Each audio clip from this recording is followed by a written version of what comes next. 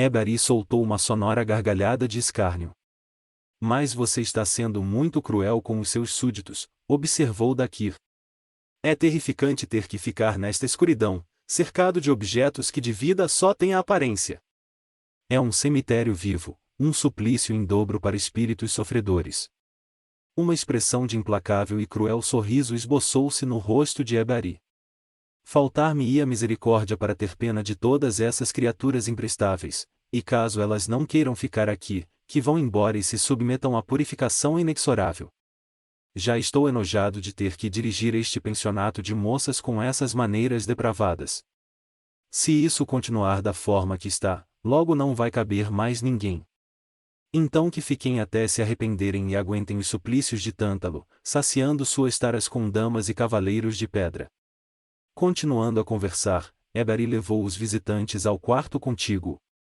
Lá eles se sentaram e começaram a falar sobre o estranho planeta e a catástrofe que o levou àquele estado. Mas logo a conversa passou novamente a abordar as larvas, que interessavam sobremaneira a Supramati. Diga-me, por que os espíritos se tornam tão materiais, que até a morte não consegue lhes devolver o estado espiritual? Depois, o que eles devem fazer para se purificarem? Interessou-se Supramati. Os motivos de tal estado são simples e claros. A vida material, repleta de toda espécie de abusos, impregna tal ponto o corpo astral com os fluidos impuros, que, quando a morte o separa do corpo material, o espírito, pesado como uma montanha, já não está em condições de se elevar à atmosfera. Ele sente todos os desejos carnais, para saciá-los, utilizar-se de todos os recursos, até dos mais criminosos. O que se refere à purificação desses sujeitos, ela se processa muito lentamente e é difícil, exigindo arrependimento, concentração e orações ardentes. Para tornar-lhes mais fácil esta tarefa, aqui se acha instalada uma cruz, saturada de fluidos puros. Tocando nela, eles podem se purificar e fortalecer. Se até que alcancem a leveza necessária para deixar este mundo com sua terrível atmosfera e passar à esfera preparada para a encarnação. Se você tiver interesse em ver este trabalho de purificação, eu poderei mostrar-lhe. Justamente agora nós temos um espírito ansioso em abandonar o planeta. Supramati agradeceu-lhe efusivamente. Todos os três foram à sala, onde já tinham estado antes, no centro da qual se erguia um crucifixo branco, reluzindo como neve ao sol. Não longe da porta, Ebari parou e apontou com a mão um ser de vagos contornos humanos. O ser estava abaixado no pedestal e, envolvendo com os braços, encostou a testa à base do crucifixo. Do símbolo da expiação parecia jorrarem feixes ígneos e correntes de vapor azulado que penetravam no corpo da criatura genuflexa, tornando-a cada vez mais transparente e aérea. Vez ou outra raios cintilantes recortavam a cruz de cima para baixo. De repente, a auréola azulada que o envolvia tremulou e começou a vibrar e o espírito genuflexo subiu lentamente ao ar, ainda se segurando na cruz. Seu rosto expressava uma felicidade desmedida. Apoiado por ondas azuladas que o envolviam, o espírito continuava a ascender. Por fim ele soltou a cruz, oscilando, subiu até o fim da abóbada, desaparecendo na sombra. Este espírito logo irá deixar-nos, ele está prestes a se purificar totalmente, observou Ebari ao se virar para a saída da sala. Supramati seguiu-o pensativamente. Pouco depois ele perguntou: poderia você, Ebari, dar-me uma definição mais precisa sobre um assunto que nos interessa? Vocês chamam de larvas os espíritos nocivos que povoam este planeta, vocês falam também de espíritos larvais. Bem, já bem antes, quando eu estudava ocultismo, eu li em algum lugar que os ocultistas modernos dão um nome específico de larvas aos parasitas psíquicos gerados pela mente humana, cuja existência depende do grau da força mental que as cria. Explique-me, pelo amor a Deus, as diferenças que caracterizam esses seres. Se eu fosse descrever e explicar-lhe em todos os detalhes a questão colocada, levaríamos muito tempo, disse sorrindo Ebari. Além do mais, a nossa terminologia nesta questão é deveras pobre, sendo motivo de muitos mal-entendidos. Os ocultistas modernos, conforme você me diz, dão o nome de larvas ao pensamento humano, ativo e criador, que, no decorrer de um tempo maior ou menor, vive como um ser específico, um pensamento, contudo, maléfico, que age negativamente sobre o organismo como uma força demoníaca. A mim me parece que seria mais lógico chamar essas substâncias efêmeras, que vivem às custas da vida de outrem, de parasitas psíquicos, e o termo larvas deve ser deixado para designar os espíritos criminosos que destroem conscientemente as vítimas em que eles encostam. Eu já lhe disse que esta questão é por demais complexa e é difícil esgotá-la em algumas palavras. Aos poucos você aprenderá tudo isso na prática e na teoria.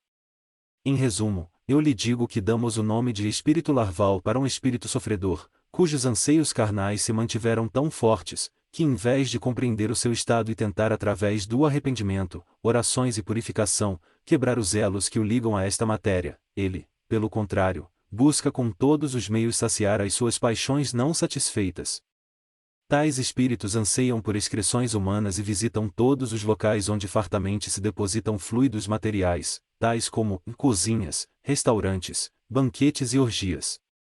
Eles são companheiros inseparáveis de pessoas viciadas e voluptuosas, e seu corpo astral vai adquirindo, aos poucos, tal densidade, que eles têm dificuldade de se mover até na atmosfera densa da primeira esfera e por isso se agarram ao corpo de uma pessoa para servir-lhes de sustentação. A partir desse momento é que começa a obsessão e, se possível, a possessão. Ocorre uma coisa estranha: no mesmo corpo humano habitam dois espíritos, que contestam o poder um a outro. Às vezes sai vitorioso o espírito do vivo, mas, com maior frequência, vence o espírito possessor, que começa a se regalar com todas as sensações da vida carnal. Entretanto, tal confrontação sempre acaba mal para o organismo, causa alterações no cérebro, provoca paralisia progressiva e termina em morte. Tais espíritos são impuros, nocivos, é claro, e ávidos por prazeres, no entanto eles não são totalmente recuperáveis, pois causam o mal não pelo simples prazer de fazê-lo, mas devido ao seu egoísmo, leviandade e volúpia. Estes nós chamamos de espíritos larvais. O nome de larva nós damos ao assassino e bandido do espaço, o qual, caso consiga, se apossa do corpo de uma pessoa viva e sem qualquer compaixão expulsa o proprietário legal, formando laços que o ligam ao corpo. Ao se tornar o senhor do organismo, sentenciado pela lei da natureza a se decompor, a larva acha um jeito de prolongar por algum tempo, maior ou menor, a vida ilusória, graças ao fluido material acumulado em seu corpo astral em consequência da atividade constante sobre os vivos, e à extraordinária força que ela utiliza para manter, com dificuldade, o instrumento adquirido. Esta criatura asquerosa utiliza o cadáver habitado para diversos tipos de abusos e para a consecução de coisas decididamente inéditas. Para manter aquela vida efêmera, a larva, com implacável crueldade, vai tomando de assalto novas vítimas, dilacera-as e mata, pois o fluido contaminado da decomposição, assim que sai de seu corpo astral, é fatal para qualquer ser humano vivo. A larva tem a capacidade também de se materializar facilmente e manter essa densidade corpórea durante dias, meses e até anos, se lhe for dada a liberdade de se revitalizar. Algumas se materializam durante a noite, outras aparecem até de dia, e para um profano é difícil diferenciá-las de seres vivos. Mais uma relação com elas, o seu contato é trágico para os encarnados e esses tugues do espaço não podem ser tolerados. É por isso que são afastados, os mais submissos são mantidos prisioneiros na atmosfera da Terra, enquanto os mais perigosos são transferidos para cá, onde elas, queiram ou não, são obrigadas a parar com sua atividade funesta. Neste planeta extinto, onde as larvas têm de ficar, não há liberação de fluido material e vivífico, portanto, o corpo astral que as preenche e a matéria que as sobrecarrega vai aos poucos se volatilizando. É claro que se a oração e o arrependimento não acompanharem a purificação, esta estende-se por longo tempo e poderá durar séculos inteiros, pois a má vontade do espírito servirá de impedimento para a purificação. O espírito que você acabou de ver agora orando junto à cruz pertence aos habitantes mais antigos do planeta morto. É um ex-adepto da magia negra que abusou de seu conhecimento para satisfazer seus baixos instintos. Fulminado por contragolpe durante um dos seus atos maléficos, ele se tornou uma larva e acabou sendo enviado para cá. O espírito da mulher que eu trouxe faz parte dos mais perigosos. Para dizer a verdade, ela já deveria ter sido expulsa da Terra faz muito tempo, mas ela conseguiu até hoje, com uma diabólica habilidade, evitar o banimento, o qual teme mais que tudo. A traiçoeira alma, profundamente depravada, ex-bruxa e heroína de sabás medievais, essa sacerdotisa de todo tipo de vícios já passou presa numa solitária do espaço. Mas, tão logo saiu, encontrou um meio de se reencarnar, ainda que isso lhe fosse vedado. Pode-se entender, a família dela propiciou-lhe condições favoráveis, pois os pais eram criminosos. Sua mãe, a despeito da natureza animalesca e impura, não suportou o contato com os fluidos de putrefação e do corpo astral contaminado que nela germinou. Ela morreu prematuramente dando à luz um monstro espiritual, que começou a sua carreira terrena já com este primeiro assassinato. Depois, tudo correu como era de se esperar, absorvendo inconscientemente o sumo de todos que a rodeavam, os quais enfraqueciam, definhavam e sucumbiam. Este ser mortífero foi crescendo até se tornar uma moça, e conseguiu achar para si um ambiente adequado. Os repugnantes mistérios de antigos sabás nem de longe são lendas, eles são realizados até nos dias de hoje. Nessas asquerosas reuniões ela tinha um papel de destaque. Tudo em sua volta morria de extenuação.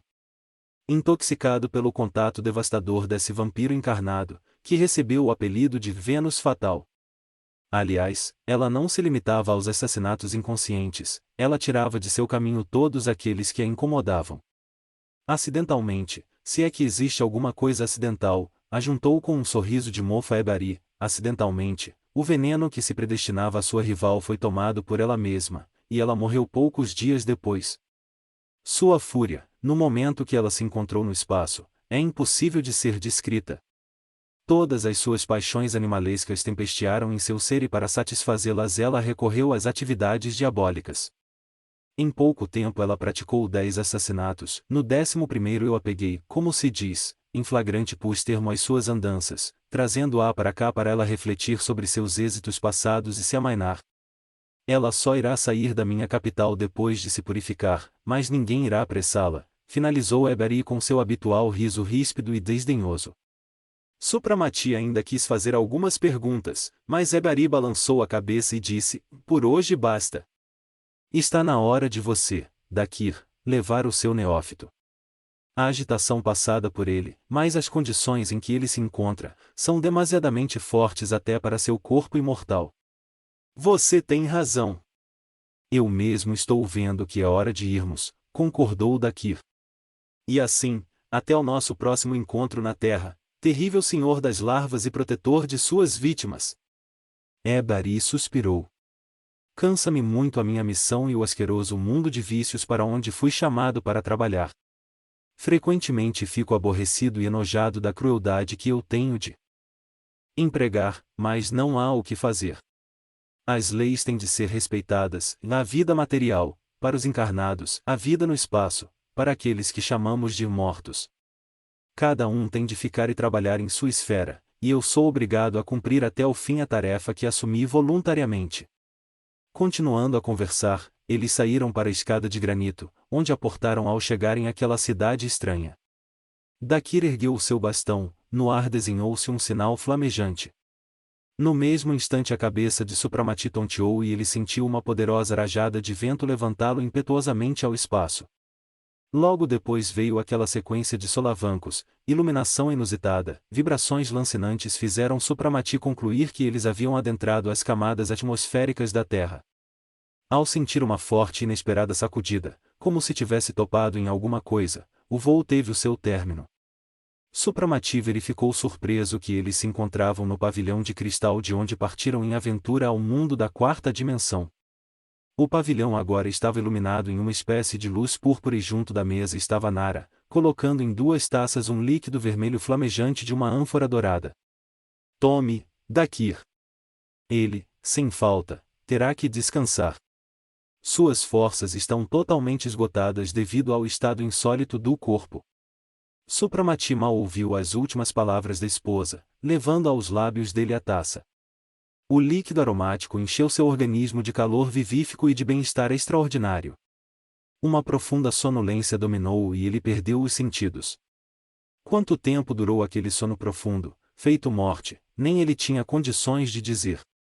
Quando abriu os olhos, estava deitado numa grande cama com colunas e baldaquino, em seu dormitório no velho castelo escocês.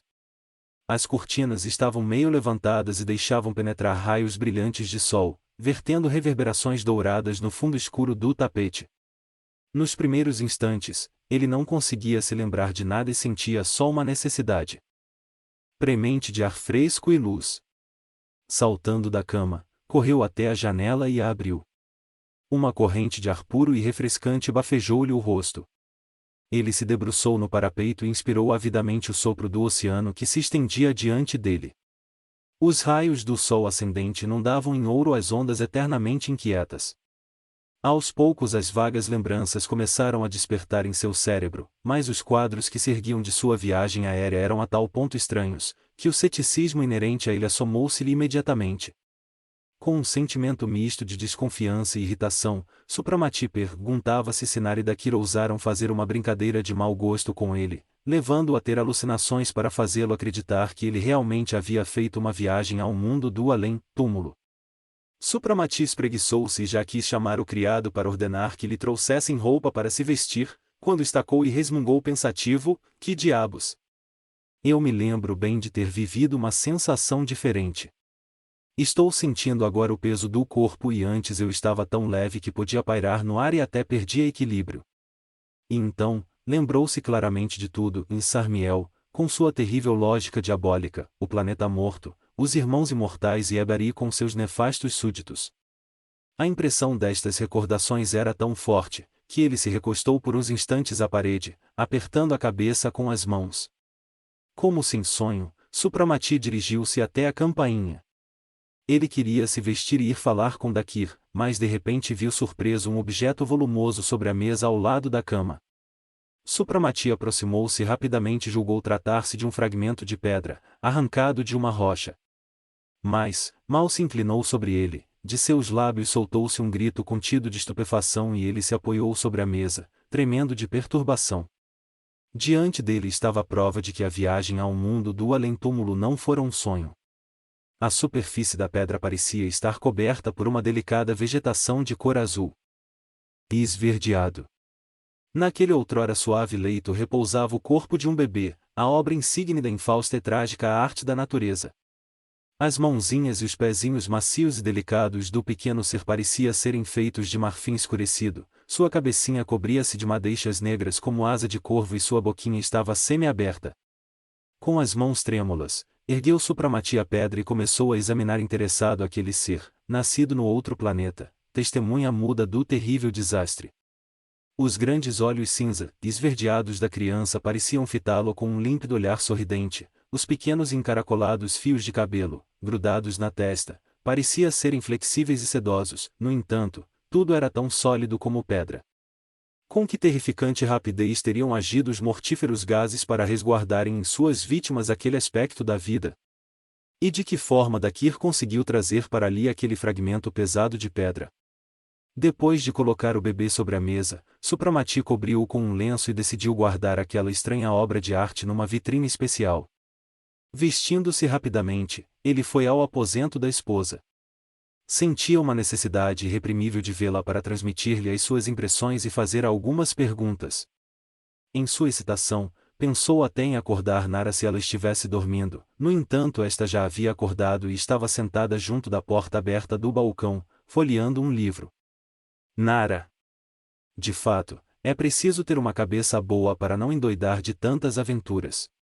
Quando eu penso no que vi e passei, torno a achar que aquilo foi sonho. Nara estendeu-lhe sorrindo a mão e fazendo-o sentar-se com ela no sofá ao lado, disse jovialmente: não será toda a nossa vida, meu querido, um sonho ininterrupto? Até os acontecimentos de nossa vida eterna passam de lado à semelhança dos quadros alternáveis de decorações teatrais, que mal aparecem, desaparecem de novo. Mas conte-me as impressões e as peripécias de sua inusitada viagem ao mundo do além. Supramati contou emocionado tudo o que viu e sentiu. Quanto mais mistérios eu conheço que governam a vida humana, quanto mais eu me familiarizo com as terríveis leis da eternidade, tanto mais eu quero estudá-las, concluiu Supramati. Faz bem. O conhecimento é a âncora da salvação de nossa longa vida. Só ele pode nos fazer aceitar os sofrimentos espirituais da existência eterna, que nos nega até o necessário descanso tumular. Para nós o trabalho é um apoio, esquecimento e progresso, se não quisermos decair como decaiu Narayana, observou pensativamente Nara. A partir daquele dia Supramati voltou a trabalhar com um ardor cada vez mais crescente. Seus estudos absorviam-no a tal ponto, que ele esqueceu do resto. Seu interesse à vida externa extinguiu-se totalmente e ele vivia exclusivamente no excêntrico mundo do conhecimento ocultista que lhe abria horizontes cada vez mais novos. Dakir, vez ou outra, até tinha que interrompê-lo para lhe dar alguns dias de descanso. No velho castelo os dias não eram contados. Ali nada mudava e como sempre reinava um luxo moderado, silêncio e isolamento. Alguns criados velhos desapareceram e foram substituídos por outros, da mesma forma velhos, calados e humildes. Supramati mal notava essas mudanças, pois a administração da casa era de inteira responsabilidade de Nara. Ele estava inteiramente imerso no estudo de fórmulas mágicas que logo não apresentavam para ele qualquer mistério. Podia realizar as invocações e penetrar nos campos da magia negra com seu terrível poder de fazer o mal. Supramati não desdenhava também a medicina. Só que agora ele estudava um método totalmente diferente de tratamento e a utilização de novos remédios. O magnetismo, a clarividência e a homeopatia desempenhavam um papel preponderante. Mas, com especial afinco, ele se dedicava à exercitação da força da mente. Seu pensamento disciplinado fazia surgir no espelho mágico imagens cada vez mais perfeitas e complexas. Sua poderosa e inflexível força de vontade jamais o traiu e governava os espíritos superiores e forças destruidoras. No ambiente mutável em que vivia Supramati, ele foi o único que sofreu mudanças e somente ele não se dava conta de que do antigo médico Ralph Morgan não havia restado praticamente nada. O sorriso cético desapareceu totalmente dos lábios do sábio mago, o mundo com suas alegrias torpes e interesses miúdos parecia não existir para ele, e em seus grandes olhos escuros ardia aquela estranha chama que certa vez o fez assombrar-se ao verificá-la nos olhares de outros membros da Irmandade Imortal. Uma noite Supramati teve êxito de levar até o fim uma operação mágica muito complexa que exigia tanto conhecimento quanto energia. Dakir apertou-lhe alegre a mão e disse: "E a minha missão terminou. Você, meu irmão, adquiriu a primeira iniciação. Nós estudamos o mal, pesquisamos as suas raízes e aprendemos os seus contravenenos. Agora você está no limiar da magia branca. Após um descanso merecido, nós podemos voltar para Ebramar e já sob a sua direção iniciar o estudo da ciência da luz." No dia seguinte, quando depois do almoço todos foram a uma pequena sala de estar, Supramati iniciou a conversa sobre a ida deles à Índia, mas Nara o interrompeu: "Espere. Antes de se enterrar no Himalaia, nós precisamos descansar um pouco, retornar à sociedade e realizar algumas pequenas viagens. Que sentido tem perdermos o tempo em contatos com multidão ignar e viajar sem qualquer objetivo? Você se engana profundamente, meu querido, e se esquece de que para o nosso conhecimento tornar-se real, devemos aplicá-lo naquelas mesmas pessoas que você chama de multidão ignara. Antes de iniciarmos novos estudos, devemos enfrentar a sociedade para certificarmos de que as paixões e o turbilhão de prazeres não têm autoridade sobre nós, e também para renovar os laços que nos unem à humanidade, os quais nunca deverão se romper, se não quisermos nos tornar um ridículo anacronismo vivo." Meu Deus, Nara, como você exagera! Em alguns 3 ou 4 anos que nós passamos aqui isolados, nós não conseguimos ficar tão atrasados em relação à sociedade. Mas, se você também, Dakir, acha que isso é recomendável e até necessário, vamos viajar e levar uma vida mundana. Graças a Deus, nós não temos problemas de falta de tempo. Mas para onde iremos? Primeiro a Paris e depois a Veneza. Podemos também esticar a viagem até as geleiras e visitar o depósito do qual você é um dos guardiões. Depois iremos ao Castelo da Irmandade, quando chegar a hora de nos reunirmos lá para relatar o nosso trabalho e traçar o programa para o futuro. A pobre loura vai ficar feliz em rever Dakir, do qual nos apoiamos por tanto tempo. Agora, senhores, se vocês estão de acordo com o meu programa, permitam-me que eu arrume tudo para a viagem e cuide de seus trajes. Quando estiver tudo pronto, eu os avisarei. Enquanto isso vocês podem cuidar livremente de seus trabalhos normais. A proposta foi aceita em meio a risos. O resultado de tudo isso foi que Nara teve uma conversa confidencial com Tortoise, e esta, na mesma noite, deixou o castelo. Capítulo 8. Passaram-se cerca de 3 semanas depois da conversa que acabamos de descrever. Certa manhã, Nara anunciou que todos os preparativos já estavam concluídos e que no dia seguinte eles deixariam o castelo. O restante do dia os homens dedicaram à colocação em ordem do laboratório e à arrumação dos pertences que levariam consigo. Eles queriam deixar tudo arrumado para o tempo de sua longa ausência. Na manhã do dia seguinte, a criada de Supramati trouxe ao seu senhor um traje novo, bem diferente em seu aspecto e corte daqueles que ele normalmente usava. É a última moda em Londres, Vossa Alteza, assegurou Tortoise ao notar um olhar desconfiado de seu senhor. Veja. O meu traje tem um corte exatamente igual. Estou vendo que a moda mudou muito. Estou curioso para ver o vestido de Nara, resmungou Supramati, abotoando uma comprida sobrecasaca de lã da cor de morcego. A seguir, pegando um chapéu de feltro, de aba pontiaguda, ele saiu apressado ao quarto da esposa. Nara estava diante do espelho ajeitando o chapéu. Ela trajava um vestido justo de lã com cortes nas laterais, o que permitia que fossem vistas as pantalonas bufantes, as meias pretas, as pernas bem delineadas e os pequenos sapatos de salto alto. Nara! Você já se viu no espelho?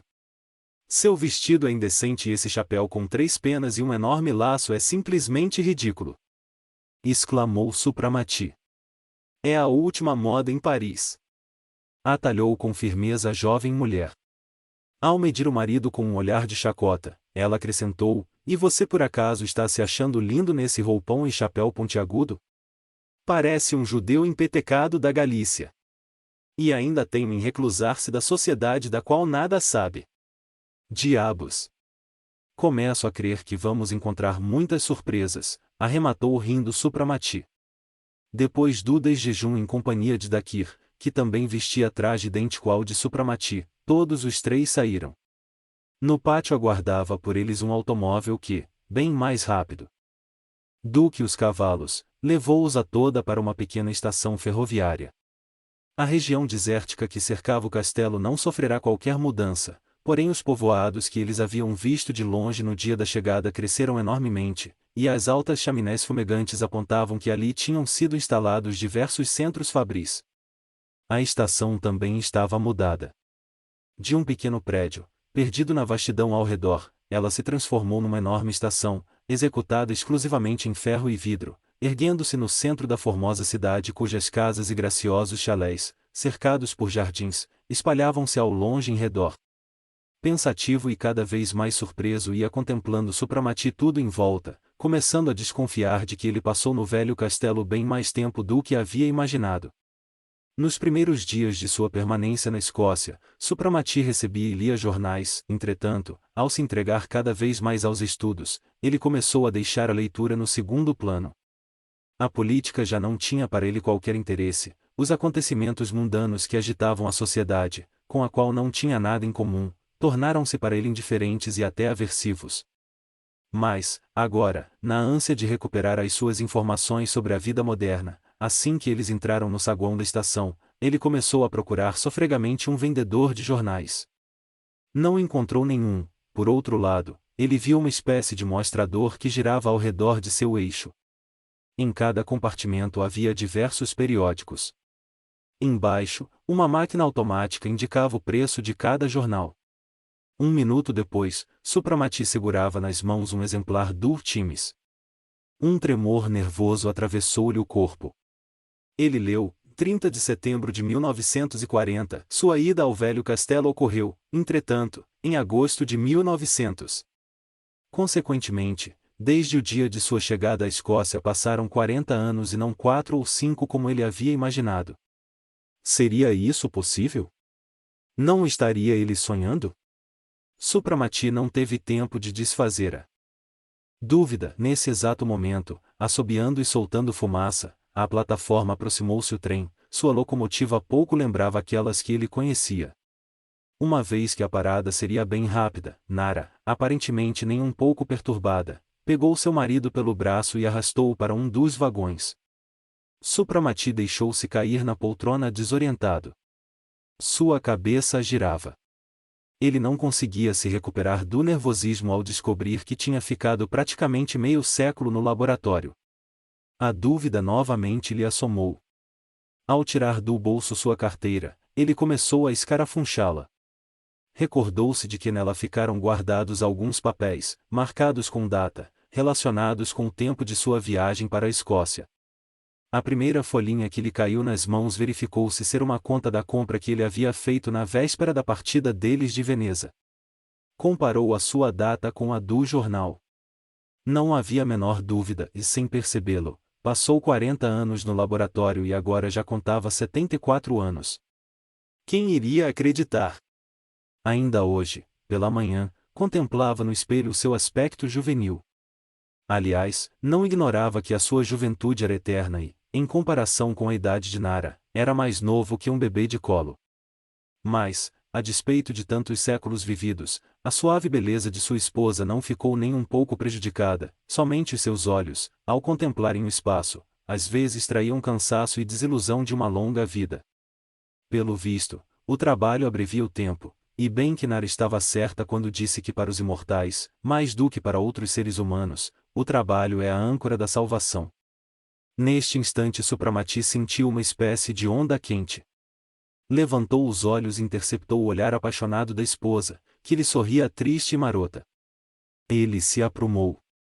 Passando a mão pela testa, como se quisesse afugentar pensamentos enfadonhos, disse em tom alegre: "Perdoem-me, amigos, que eu, apesar de seus ensinamentos, não consigo me livrar das antigas asneiras. Uma simples bobagem, de 40 anos terem passado tão rápido e... imperceptivelmente, deixou-me zonzo e, então, eu fiz as contas e cheguei à conclusão de que estou com 74 anos. Mas agora estou bem. Sou senhor de minha posição e tentarei, o mais rápido possível, entender a realidade. Entretanto, no futuro, vou procurar manter contato com o mundo para não parecer um extraterrestre. Todos nós passamos no começo pelas mesmas surpresas e o compreendemos perfeitamente", observou rindo Dakir. "E agora leia o seu jornal para se orientar pelo menos um pouco." Supramati aprofundou-se na leitura, cujo entendimento era mais difícil que supunha. Eram latentes as profundas mudanças no plano político do mundo. Os nomes das pessoas que dirigiam o destino dos povos eram-lhe totalmente estranhos. Mas o que saltava aos olhos do sábio e futuro mago era o fato irrefutável de que o acaso reinava na terra, que o mais forte oprimia e explorava o mais fraco com mais crueldade, e que o egoísmo insensível tiranizava a sociedade, nivelando todas as posições, colocando em primeiro plano uma única divindade, o ouro. Em Londres os nossos viajantes ficaram apenas uma semana. Dakir e Supramati aproveitaram esse tempo para saber dos acontecimentos dos últimos 40 anos. Quanto a Nara, esta parecia conhecer mais que todos e contou-lhe sobre a sorte de algumas personalidades pelas quais se interessava. Supramati pensou em visitar a sua antiga residência, mas o velho prédio de Cromwell havia desaparecido juntamente com o jardim, dando lugar a um colossal edifício de 15 andares, sendo que o próprio quarteirão, outrora num subúrbio, agora era uma parte do bairro central da cidade que se espalhou por todos os lados. A clínica psiquiátrica ainda estava lá, ainda que 3 vezes maior do que como ele a conhecia. Estava apinhada de pacientes. Os casos de doenças mentais iam aumentando a cada ano numa proporção que inspirava uma tomada de medidas drásticas. Como era de se esperar, ninguém se lembrava do Dr. Ralph Morgan. Supramati comprou algumas obras científicas e uma coleção inteira de revue. Ao folhear atentamente os livros adquiridos, ele se familiarizou rapidamente com todos os fatos históricos que ocorreram desde o seu afastamento da vida mundana, formando um quadro preciso sobre a situação social, econômica e religiosa da sociedade naquele momento em que ele nela reaparecera. Tudo o que leu o abateu profundamente. A evidente decadência da humanidade, bestificada por vícios e cobiça, parecia se precipitar incontrolável para sua destruição. Algumas tentativas humanitárias de extinguir as chamas da guerra não lograram êxito. Por 2 vezes o mundo ficou inundado de sangue coberto por cadáveres.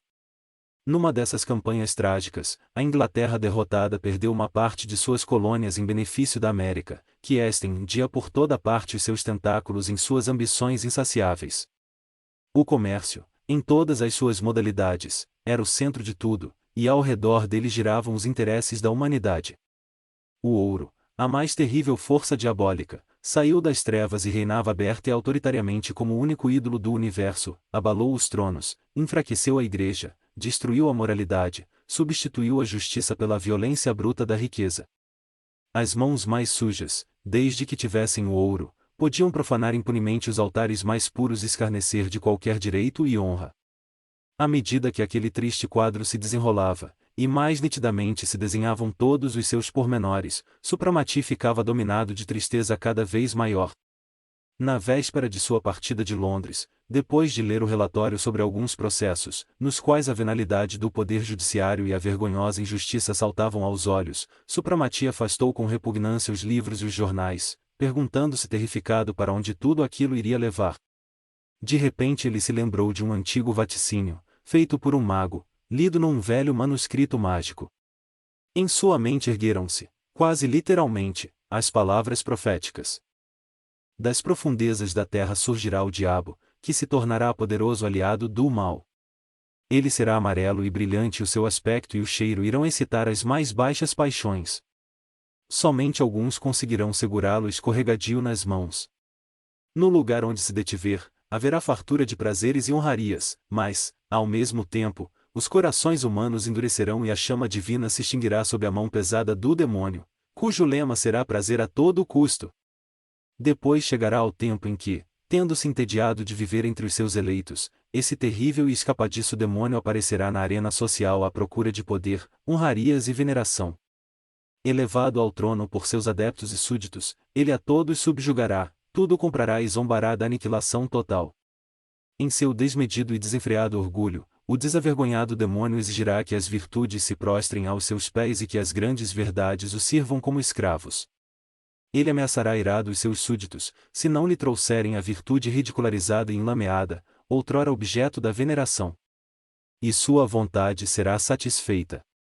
A justiça coberta de lama, com a boca espumando ouro, com as mãos sujas amarradas, perderá a capacidade de pronunciar a verdade e julgar imparcialmente.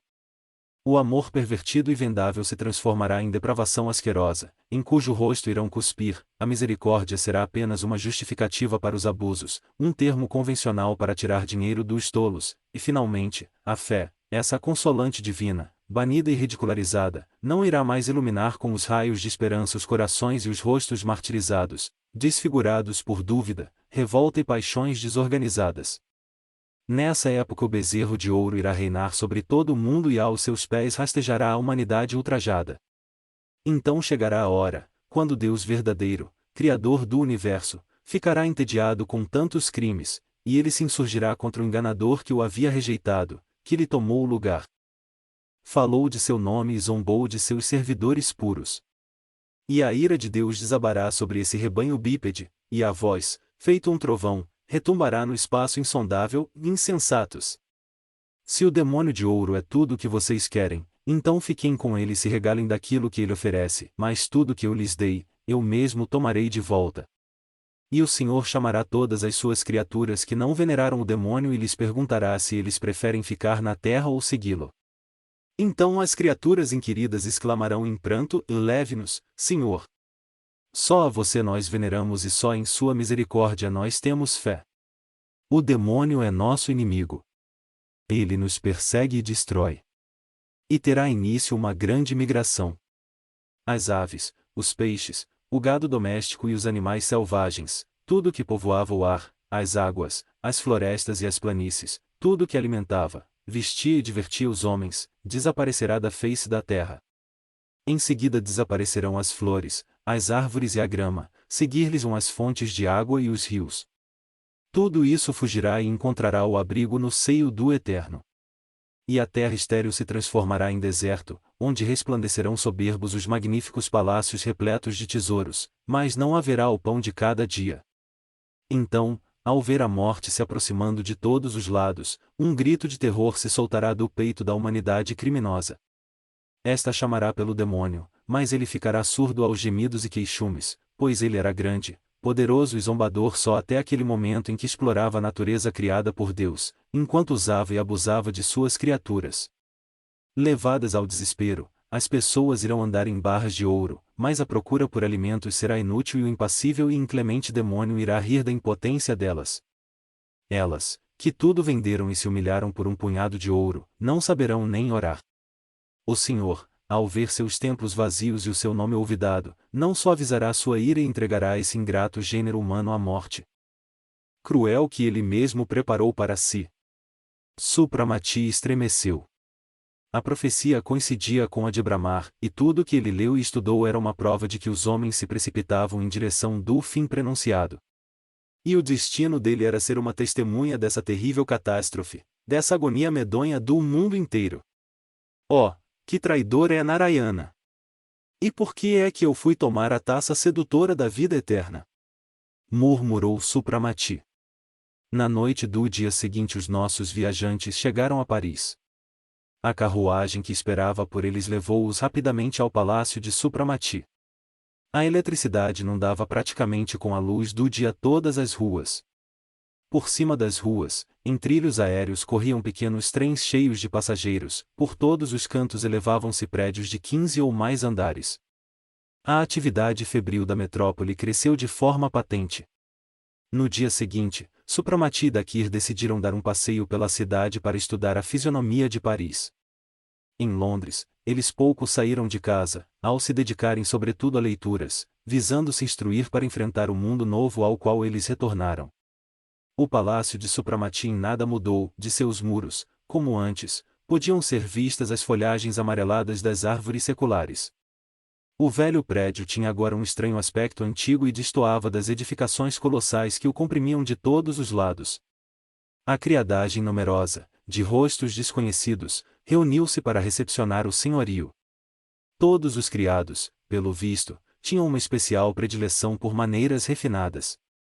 Desde o serviçal, a fazer mesuras constantes imbuídas de dignidade própria, até a camareira, vestida em saia de seda, de relógio e anéis nos dedos, que saudou Nara com reverência de corte, todos observavam entre si uma rigorosa hierarquia. Ordenando que o jantar fosse servido o mais rápido possível, Supramati foi ao seu aposento para trocar de roupa, e, ao retornar em seguida à sala de jantar, nela encontrou surpreso um homem, provavelmente um mordomo, com ares de um funcionário graduado de ministério. Ele dirigia cerca de uma dúzia de jovens que desembrulhavam cestos e passavam aos criados os pratos prontos de um lauto jantar. Por que é que trouxeram a comida em cestos? O cozinheiro não foi avisado de nossa vinda? Perguntou Supramati. Vossa Alteza então desconhece que mesmo pessoas tão ricas como o senhor não têm condições de manter um cozinheiro? Esse tipo de empregado doméstico já não existe mais. Agora temos catedráticos em gastronomia que dirigem fábricas de alimentos que abastecem a população. Verdade? Depois de morar muito tempo na Índia, onde tudo é tão conservador, eu ainda não tive tempo de me familiarizar com os novos hábitos de Paris. Há muitas fábricas desse tipo? Como é que elas conseguem satisfazer o público? Perguntou sorrindo Supramati. Existem vários tipos de fábricas: cozinha aristocrática, burguesa e popular. Os catedráticos em gastronomia, que dirigem as instituições da primeira categoria, ganham até 100.000 francos, os da segunda, 60, e os da terceira, 40, seus auxiliares também ganham bem. O cardápio dos jejuns, almoços e jantares é publicado todos os dias pela manhã e os pratos escolhidos são levados aos clientes através de dutos pneumáticos especiais. Devido à ausência de Vossa Alteza, o palácio não foi equipado com esses dutos. Assim, eu ordenei que os pratos fossem trazidos por entregadores. O meu contrato prevê que eu devo cuidar de tudo que se referir ao serviço de mesa de Vossa Alteza. O resto não é da minha conta. Tudo isso é maravilhoso. Mas por que eu vejo aqui tantos criados? Seu número é por demais grande para servir a 3 pessoas apenas. Isso é à primeira vista. Cada um desses criados é um especialista que se formou numa determinada profissão. Por exemplo, Cuida somente de bebidas e deve saber que tipo de vinho corresponde a um determinado prato. Além disso, é de praxe que nas casas de alto nível haja sempre 2 turnos de empregados, pois em razão das recepções, grande número de convidados e a necessidade de se levantar cedo e dormir tarde, o serviço torna-se muito estafante. Além disso, é muito difícil encontrar pessoas que se disponham a aceitar este trabalho duro. Espero que Vossa Alteza não tenha nada contra por eu ter recorrido ao método usual. Absolutamente, eu quero que tudo seja feito de acordo com o costume local. Neste instante na sala de jantar entrou Dakir, seguido de Nara, e todos os 3 se sentaram à mesa. O jantar estava magnífico, mas compunha-se essencialmente de pratos de carne, e como os nossos viajantes haviam se desacostumado de alimentos de origem animal, optaram por não se servir deles.